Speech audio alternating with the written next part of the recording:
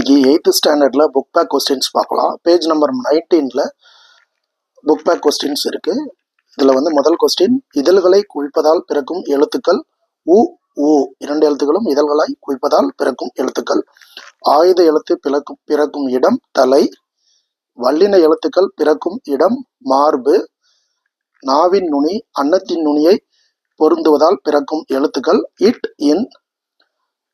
கீழ் இதழும் மேல்வாய்ப்பல்லும் இணைவதால் பிறக்கும் எழுத்து இவ். அடுத்து இங்க ஒரு பொறுத்துக டைப் கொஸ்டின்ஸ் ஒன்று கொடுத்துருக்காங்க. இக்கு இன்ச் அப்படின்னா நாவின் முதல் அன்னத்தின் அடி. நாவின் முதல் அன்னத்தின் அடியை தொடுதால் இக் இன்ச் அப்படிங்கிற எழுத்து பிறக்குதுன்னு அர்த்தம். இக் இங்கு. இச் இன்ச் அப்படிங்கிறது நாவின் இடை அன்னத்தின் இடை அப்படின்னு ஞாபகம் வச்சுங்க. இட்டு இன் அப்படிங்கிறது நாவின் நுனி அன்னத்தின் நுனி. இத்து இந்து அப்படிங்கிறது நாவின் நுனி மேல்வாய்ப்பல்லின் அடி அப்படின்னு வரும். இது எல்லாமே காஞா ஷாஞா டானா தானா இந்த வரிசையில தான் இருக்கக்கூடிய எழுத்துக்கள்.